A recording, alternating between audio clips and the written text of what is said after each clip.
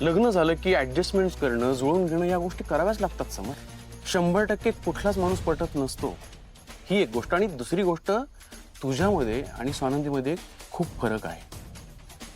तुमच्या अपब्रिंगिंग मध्ये फरक आहे, तुमच्या फायनान्शियल कंडिशन मध्ये फरक आहे. हे चॅलेंजिंग आहे म्हटलं तर इंटरेस्टिंग पण आहे ना.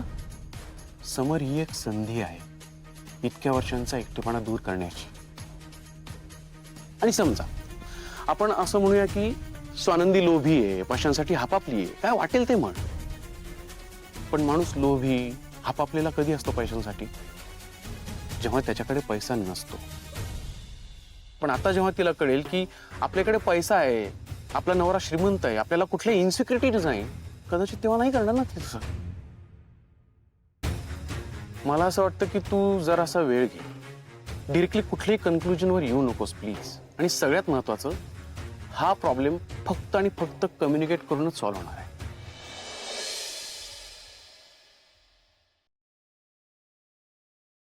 आजच डाउनलोड करा आणि तुमच्या आवडत्या मालिकांचा आनंद लुटा.